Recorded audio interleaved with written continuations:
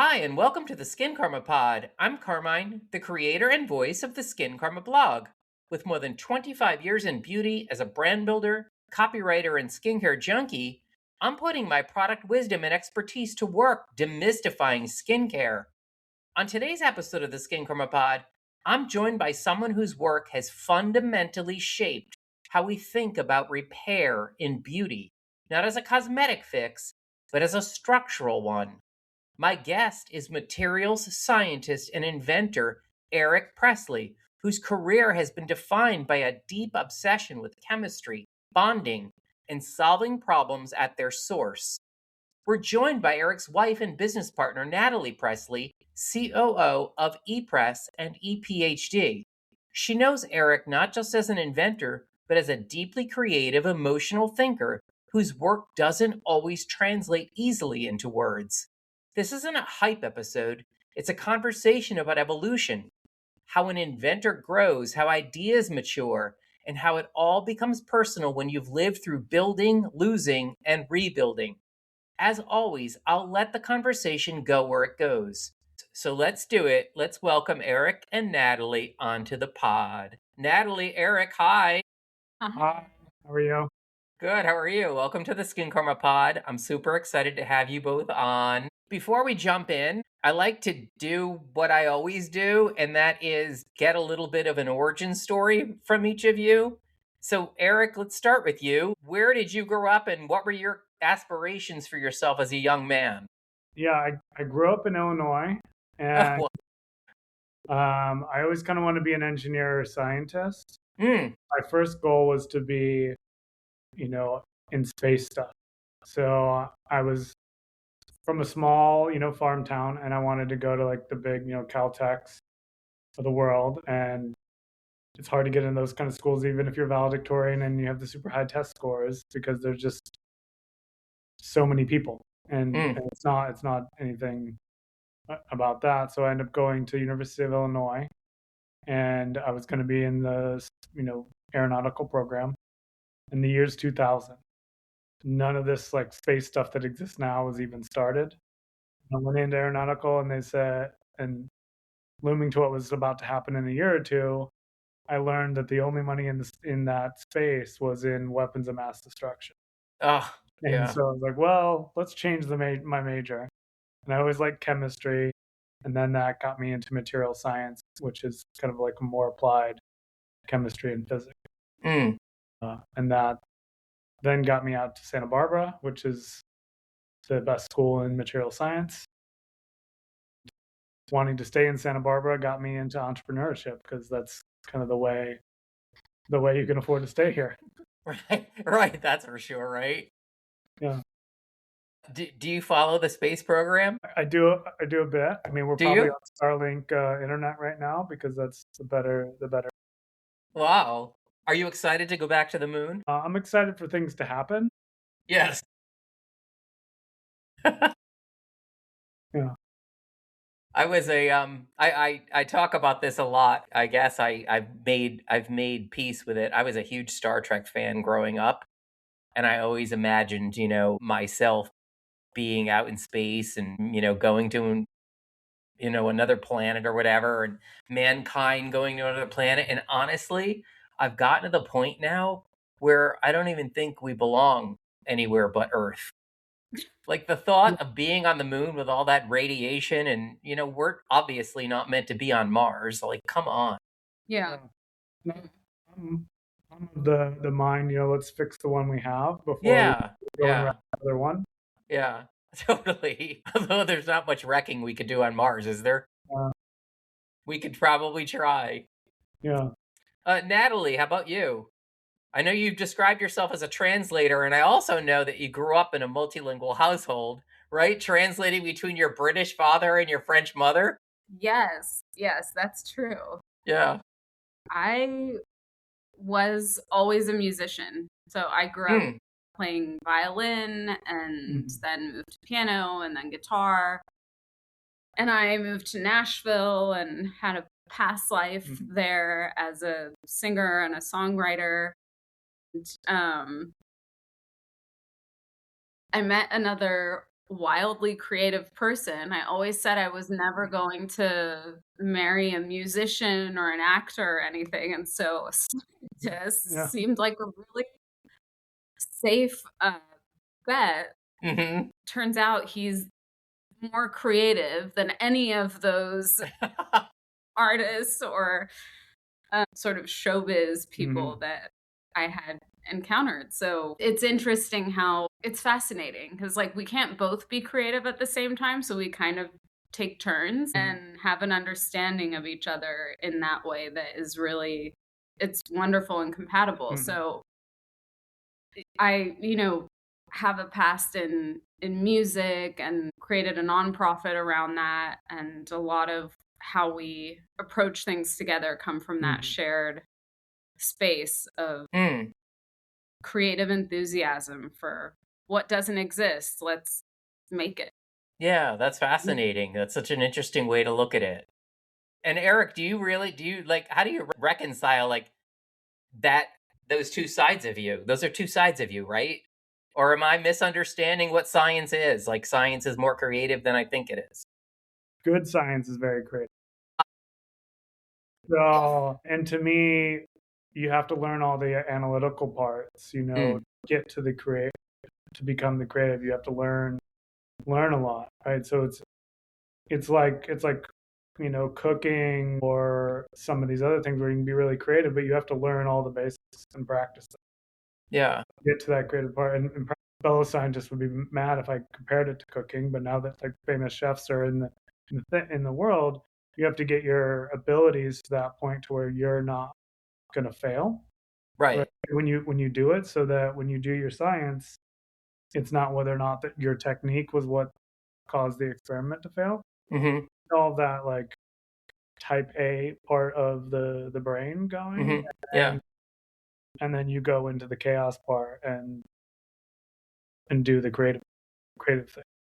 Yeah, that's such a great analogy. It makes complete sense. So you're both working toward the same outcome now, helping people understand the science of repair and how valuable that is.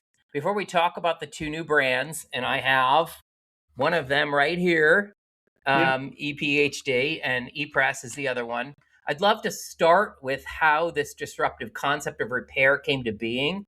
Eric, how did it Well, I would say it started in COVID.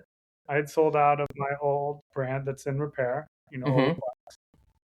And Natalie was still a full musician then. And my plan was I was going to be the house husband and carry her guitar and like travel around. And then COVID happened and we were locked up in this little place that we lived in. And I just had kind of nothing to do other than the video games and the Tiger King and all that stuff. Tiger King. So my brain could just kind of like wander, and I didn't have the stress of like that is associated with a business or like a patent lawsuit or anything like that. So I had a lot of like stress-free thinking, and it got me thinking towards the technology that's in both of these. And so I just kind of like had the time, so I started tinkering.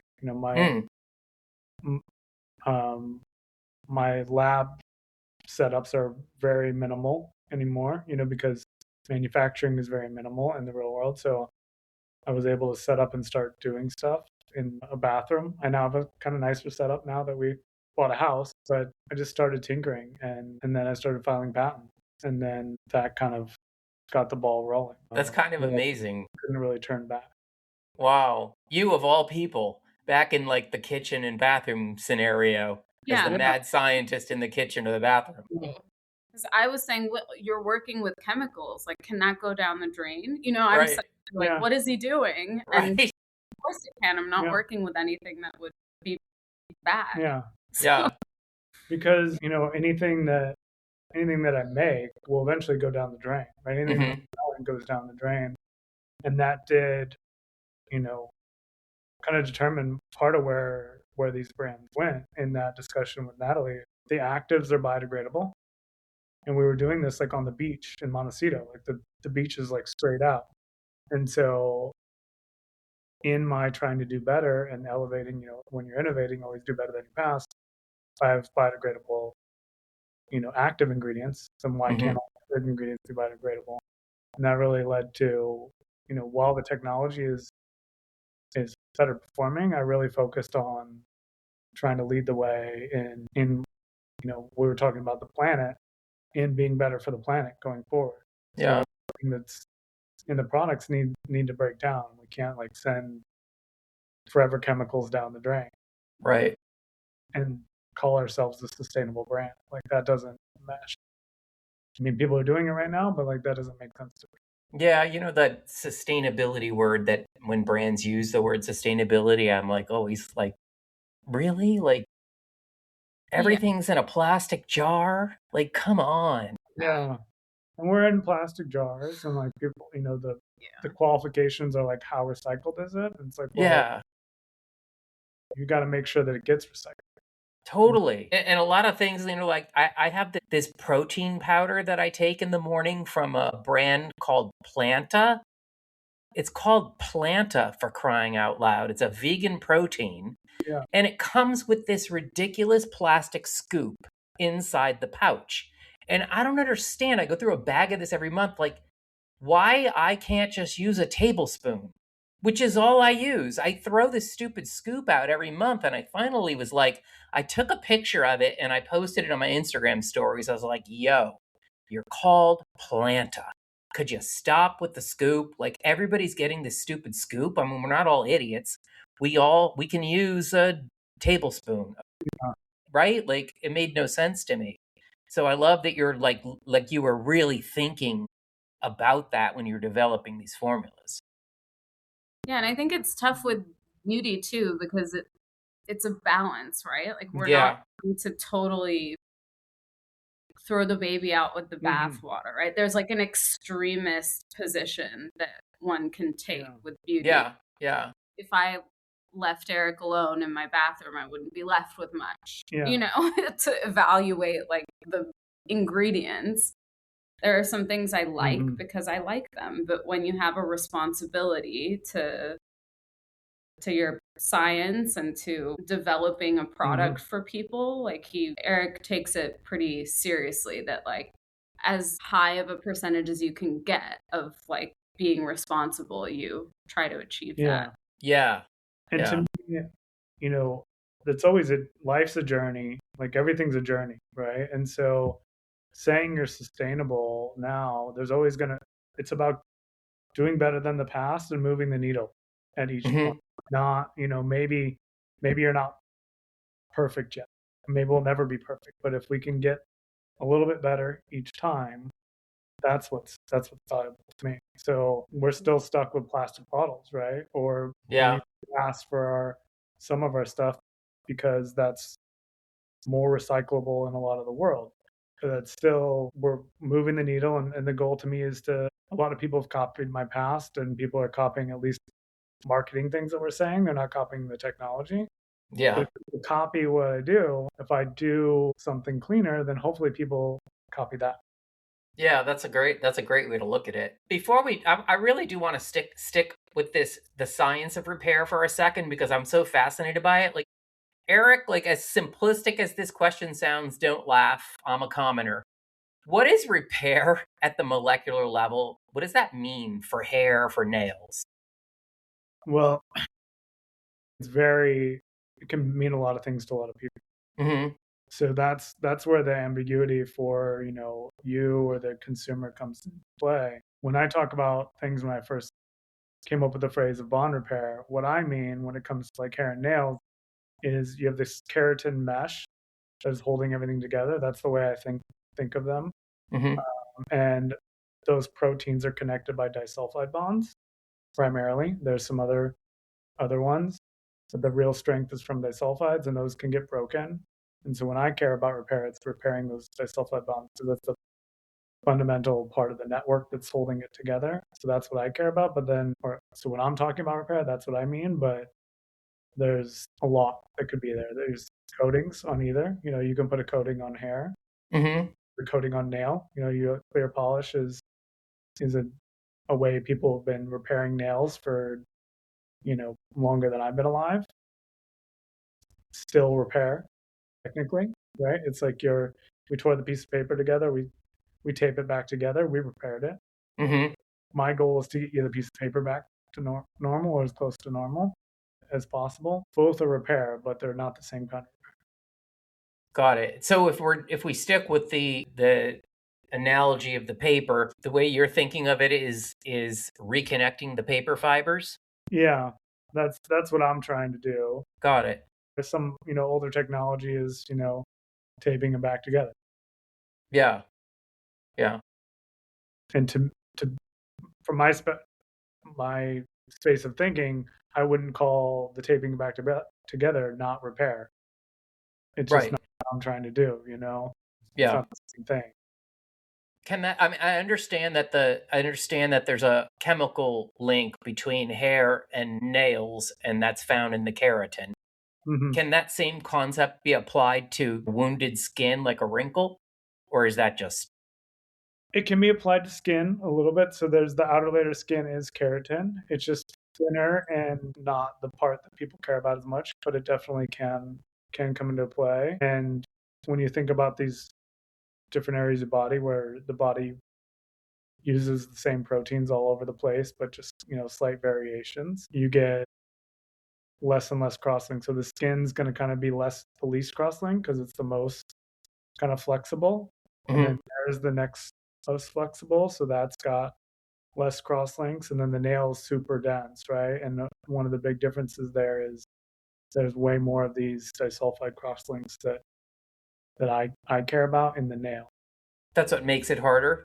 That's a big part of what makes it harder. Yeah. Interesting. Wow. See, I could wonk out on the science for the rest of this podcast. Yeah. To material science, my basis, because I was a polymer specialist, and some of the simple polymers to think of are like rubber. And so rubber has these big long chains. They're a lot simpler than proteins, and then they get these chemical crosslinks that make them squishy. And so you can have, if you vary those amount of crosslinks, you have a really flexible rubber to a really stiff rubber, like a tire. Like those, a rubber band and a tire could be the same fundamental polymer, but the difference could be the amount of crosslinks. Fascinating. Tires are really complicated at this point, so there's a lot more going on in there. Right. But, the old ones could be that simple. Yeah. Natalie, when you first encountered Eric's work, like not through a brand, but through his way of thinking, what did you understand about it right away that maybe isn't obvious at first glance? Absolutely nothing. For real? Raised by people who ask a lot of questions. Even in response to a question, my dad is the kind of guy who will ask a question.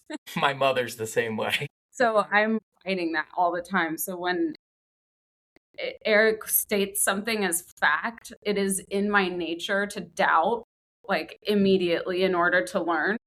Mm-hmm. Raised that way. So I'm like, doubt is the path to learning. Like I have to really question it. So I've just learned how to ask better questions with him, where if I don't understand, I keep asking different kinds of questions until I can gather enough like context for myself to understand what he's schooled, 25 years to understand that. Like back to where we kind of started in this conversation, you have to learn all of the rules in order to break them. Right. Sometimes I don't question which rules he's breaking, but I want to understand why we're breaking them. Right. Are we talking about science right now? Yeah. Oh, okay. We kind of started this conversation out in why maybe music or these other areas are similar to science and how it's creative. And it's like you have to understand music theory in order to create your own melody. And all of the best artists like had traditional training and then broke the rules. And so I don't need to understand everything in his mind, but I need to know why I care, or like why we're breaking those rules. What's the goal in it? Like, what are you trying to inspire in other people is where I come from. So maybe it's a little bit of a producer mentality. It's like, I don't need to know how you wrote the song, but like, why? What's the feeling behind it? Why? Move me, like make me feel something, and then I can get on with it alongside you. And he's really passionate, so that's I guess one way I easy. would describe like what rule breaking is like in science. Yeah.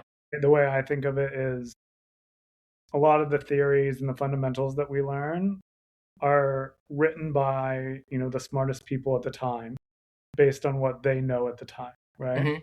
And they're smart and they're creative and they're just putting down what's in their head of like what they're thinking based on the facts they know.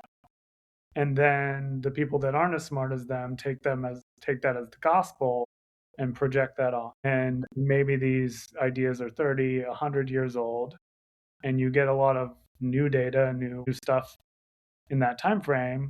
And then if you know all the fundamentals and then you start seeing all this other data, you go, something kind of deep down says that doesn't make sense. And if we had those people alive today that wrote those theorems and you showed them all the current data, they would go, my theory sucks.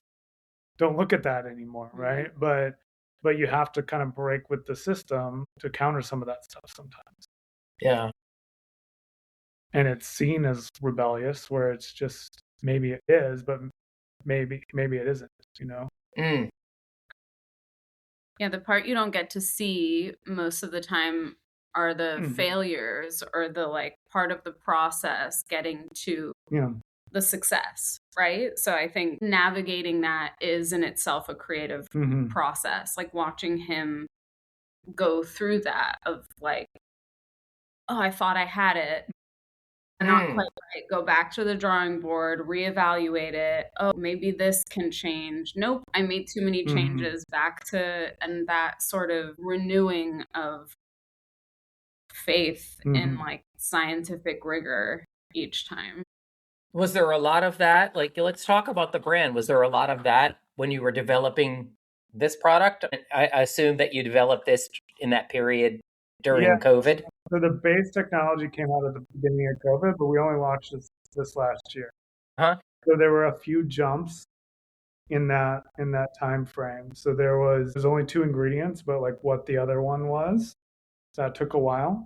There's a lot of thought in that, and helping the molecules penetrate the nail and move around and work. So there was plenty of stuff that worked fine, but not as well as the end one, right? Right. And so there was a lot in that. There was a lot of packaging thought, even though it's just in a nail polish bottle. Right. I explored a lot of other, probably spent too much time exploring other options. Natalie's like, lots of travel spills. Yeah. And we went back to the, it's not broke, don't fix it kind of thing. Right. Yeah. So there was a lot of time on that. And then if you look at the back of that box, there's a study summarized there where we're looking at nails those are all from the same person using the product, and then we were clipping their nails and then putting them in the microscope every week. So that's that same person, same nail. And we did a study with that, but coming up with that idea for that study, even though macroscopically I knew it worked from the people doing it, that idea came up, maybe 3 years later. Wow. Idea, right? Of like, how do I show how we're different from the nail polish, right? Right. And especially now that everyone's, AI altering their images and nobody knows what's real online. Yeah. It was, how do I come up with, a study to show how it's really real? Fascinating. That's kind of scary that you said that you brought that up, because I think that all the time. Like, there's a whole generation of kids growing up who don't know what's true. Yeah. Like, that's wild. A post-truth world. Yeah. Yeah. Just send them for a little camp with my parents. Learn to ask questions. That's hilarious. Yeah. It's kind of, in the world of beauty and brands, though, it's like you can either like something because you just like it, or Yeah. you have all of your doubts and questions satisfied. Mhm. There are like two different approaches, totally. So I think it's interesting supporting Eric's products because there's either like, it works, see for yourself, and that's enough. Mm-hmm. Or it's a deep dive into the real science Yeah. of it. Yeah, something like the first thing that came to mind when you mentioned that was the differences between a clinical study and a consumer perception study, right? Like it's either the facts or it's someone's impressions of what's real. That always fascinates me, you know, when I'm assessing a skincare product and I see consumer perception studies and I'm like, oh, come on. Like, Yeah. where's the science that proves that this is going to do what you're claiming it does? Well, and you poked a nerve there because most clinical studies are not, in my opinion, pushing the needle, right? Everything. Right. I'll give the analogy to the commercials that I grew up with. 9 out of 10 dentists choose this, right? Well, you're never. It's not like the Olympics are on right now where all the best are against themselves. They're comparing themselves, to if it's athletes to the out of shape kid, right? You're not Right, yeah. comparing themselves against their real competition. Yeah, totally. And so that doesn't really help anybody. Yeah. So talk to me a bit about each brand. So the nail bond repair brand is ePhD. Yeah. You have one product, and what does this product actually do? It simply goes into the nail and repairs the disulfide bonds in the nail. So it's Simple as that. Simple as that. Regular use gets you better and better. Mm-hmm. Some people will notice right away. Some people won't. Some of that's due to where your starting point is or how carefully you pay attention to what your nails look like. And it's that simple. You can use it daily, twice a day, every other day, or whenever your polish is off. Mm-hmm. Yeah. And then if you have really long nails and you have polish on, you can go underneath. That's what I do. Yeah. Yeah, or you bring it to your nail appointment, and at the point where your nail is exposed, you apply it in the nail salon. Mm-hmm. Yeah. In between those steps. So it's pretty versatile. Yeah. And it's the same active as what's in the hair product, just in a different application. Right. And so the hair brand is Epres, EPRES, right? And then and what are you hoping to do? What are the products doing? So the main products that we started with are treatments. So same is going into the nail. We're going into the hair. We're repairing the hair inside. So we have a spray application, can go on your hair, dry, dirty, goes in. You can leave it on as long as you want and then wash it out. And then in the salon, we have that same technology that can go into your chemical services. So when you're coloring, bleaching, relaxing your hair, you can have that repair in there to make sure, that damage doesn't happen. And depending on your starting point, you can, walk out of the salon with healthier hair, even though you're doing chemical service. And so amazing. That's that fundamental. And then also in that line, we have shampoo and conditioner, which my goal there was about making a shampoo and conditioner that was safe to go down the drain. So I took out all the bad stuff and then put in our technology to replace that. Well, that took years. And he just likes to challenge himself. Yeah. So it's like, why are shampoos and conditioners this way? It's like there's a standard. These are the same ingredients that are used in all shampoo and conditioners. Well, why? Yeah. And trying to eliminate some unnecessary ingredients in doing so. And what's interesting about the hair treatment, though, is that what makes it different from other bond repair products is it's a liquid molecule. So you can leave it in as long as you want, and that will continue to repair as long as it's in the hair, even after water has evaporated from the hair. I sometimes feel like it's drunk history, that show, when I kind of explain his... Well, we have a term, biodiffusion technology, that's used to describe how these molecules move, because it's also liquid molecule in the nail. When the solvent, whether it's the one in the nail or the water in the hair treatment, evaporate, when you have a liquid molecule, it can still move around, right? Liquids move. And so in the hair, the liquid can still move around. It doesn't move as fast as when it's like swollen with the water, but it still moves. And so you still get the repair. Where if you had an active molecule that's a solid, in chemistry, when you have solids and they freeze again, they don't do any chemistry because they're not able to move. So you need kind of molecules to move. Movement is an essential part of chemistry as well. It's not just the right reagents. And so having liquid molecules allows you to get the reactions to continue to go. Is that clear? Yeah. Yeah, I went on my skincare mental tangent there. I was going, oh, Right. Well, I go there with you. our faces all the time with these, help the creams. I don't know. Just water is obviously a very important. I think, Eric, we really need you to tackle skin next. I do care quite a bit about skin. And I think about, I don't want to get ahead. Probably the thing that annoys me the most about skin is that I think it's very overpriced. Right. Skincare? Skincare For what you get? Yeah. For what you get is super overpriced. Completely. And that's always a challenge to innovation. So if you come in and you say, I've got the best stuff, but it costs, 20 cents on the dollar of what you're used to paying, then people are so programmed to think that the $400 skin mask is the one the that best works, stuff. yeah. And that makes me crazy.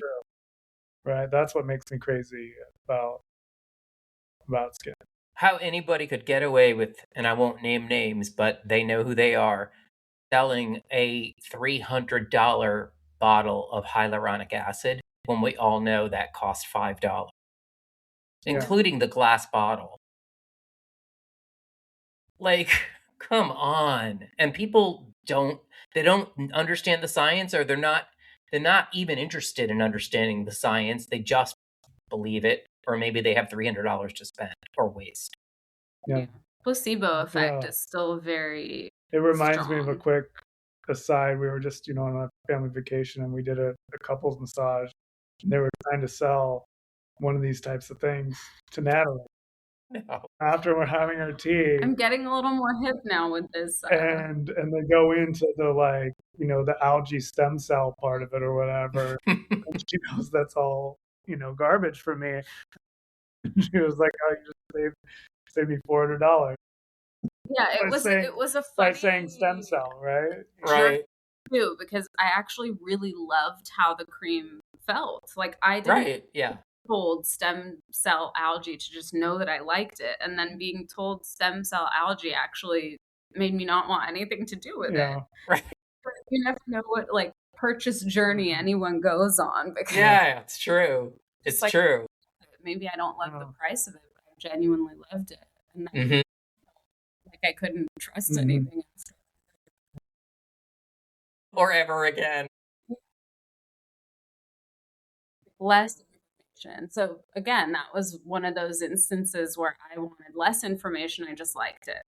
Well, that's a strategy of ultra premium, really high end brands, is to not even list the ingredients on a product page because they don't want you to see. Yeah, I mean, they might have to on their own page. There's a lot of rules on that. Yeah. That it's important to stay on top of. I think when you're a reseller, you maybe can get away with not doing that. But I think the own branded page.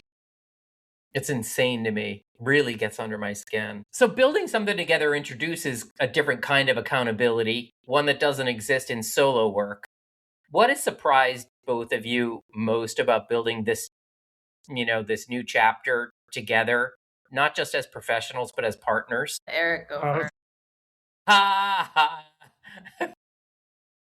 There you go. That's everything you need to know in your answer. Moving on. No, I mean, so that in itself reveals something about how we're very different, is very thoughtful, and takes a lot of time to form responses. And I get impatient. I'm a little speedier. And so between us, there's a real balance in that, because you don't want to miss the timing on things, but then you don't want to rush certain things. So between both of us, we tend to either Like when someone needs a little pick me up, it's there. And when someone needs to recenter, it's there. It's with creating a business and watching Eric go through all of those stages and emotions and successes and the disappointments, like rapid fire. You know, in a week in a business, there are so many highs and lows. You really need support. Like, we're a family, we have a child. It's the no matter what message that I take the most comfort in, that anything can happen to the brand, anything can happen in the business. And there's this understanding that, like, no matter what, the priority is the relationship and the family above all else. And so there's a detachment, like a very passionate approach to the business. But if that puts this in question, it's gone just as quickly. So there's a distance that's required for me. And I don't know, Eric, like, how has it been for you? I'm just an impatient human, so yeah, that annoys him to no end. We're both very talented. And with that, we're both great procrastinators. Wow. We're capable of pulling things off at the last minute, and so trusting in each other's procrastination. I need someone to trust in my procrastination. Yeah, that's true. It's like a real trust exercise. Yeah. Because we're both working hard, which we might not have the same priorities, and so I might be procrastinating on what she considers a priority, and she's procrastinating on what I consider a priority, and Yes. And so that makes it an interesting trust challenge. Yeah, which is we're working out both fine. loners, kind of, and how we prefer to work. Really? Or, like, create. Like, I'm not a collaborator, really, and Eric isn't either. So then it requires a lot of patience and listening and space to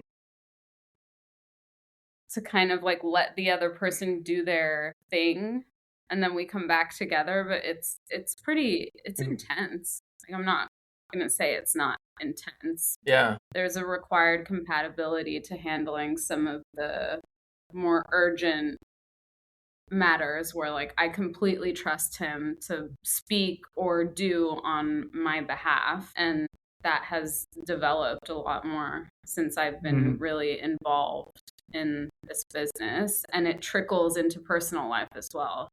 Or, like, it's kind of a given, I guess. I always thought it was a given that when you choose to be a partner with someone in life, you're like, go in my place. And, like, I just, whatever happens, happens. Like, here I am, I made this choice, But in business, it feels like there's a lot more at stake, just beyond, like, interpersonal relationships. So it's an even bigger responsibility when you go in someone's place with the double hitter like that. So extra pressure. Fascinating. All right, one last question before we jump into the fun part of the podcast. Not that we haven't had fun, but that's the lightning round. Without getting specific, how are you thinking differently now about what comes next? And maybe how you're planning to talk about it, or, I think we're thinking differently about how we plan on talking about things. What I've been working on has been in the works for years, right? It takes a couple of years, and I'm tinkering, and, like, maybe I have a couple different things going on, so I jump around them. So what has been coming has been known, but how we talk about it, we've been really focusing on. And some of that comes back to, like, the AI fake before and afters and all this stuff that exists in our field now, and how do we communicate what we're really doing, what we have done that we need to better communicate, and what we're doing that's different is really what we're focusing on. And if I were to give my side of how I think about beauty and what the goal is you're always trying to look like the young, healthy you. Right? That's what all these products, Mm-hmm. whatever they're about being the young, healthy you. And so a lot of people focus on the young part and forget about the healthy part. And the healthy part of it is part of looking young, right? If you color your hair, but it's all fried, you look like an old person with orange hair, not a young person with, red hair, right? You need that part of it too, and that's, to me, systematic, and what we've been developing is the healthy aspect of all the products to make you look younger, because you don't have that like fakeness to it. Right. Great. That's a great place to end. All right, so let's try the lightning round. Are you ready?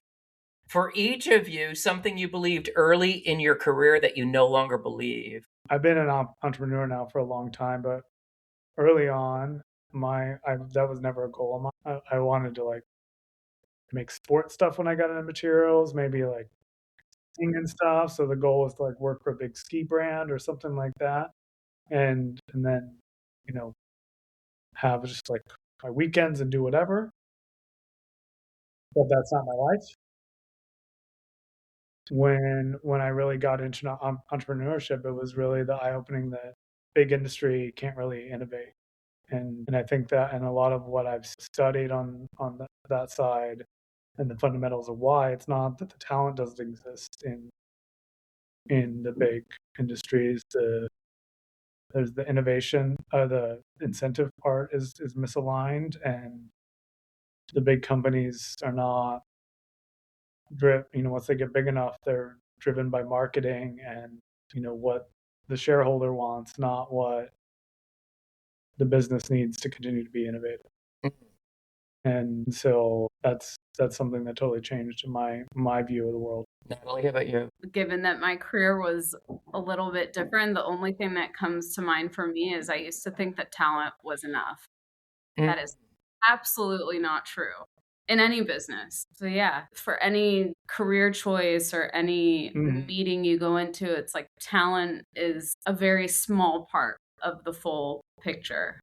It's like you kind of need to have the stomach for whatever it is that you have a talent for. It can be tough. Interesting. Who is more likely to stay up late working? Wow. Who's more likely to over-explain something?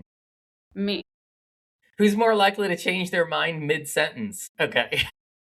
Yeah, probably me. I commit. I love it. I know I'm wrong. I commit. I love it. Eric, one word you'd love to use to describe Natalie. Do you need Strong. some help? Aw. And Natalie, how about you? Patient. Cool. Eric, finish this sentence. The beauty industry sometimes forgets that. Beauty is the goal. Wow, okay. And Natalie, last to you. Joy to me looks like Peace. Terrific. I love it. Thank you both so much. This is awesome. Thank you. Thank you. Yeah, this is fun. It's such a pleasure speaking Yeah. with you. It was fun. Right here in our home. I wish I were right there in your home in Santa Barbara and not here. But I am going to LA this weekend, but that's a different story. It might get rain again. Oh God, please, it has to stop before I get there. All right, thank you both so much. I appreciate you. All right, ciao. All right, thank you for listening to the Skincarma Pod. Find more insights, real talk, and reviews of my favorite skincare products on the Skincarma blog at skincarma.com. And if you're listening on Apple Podcasts or Spotify, please rate and review this episode. It helps me to reach more listeners. Ciao.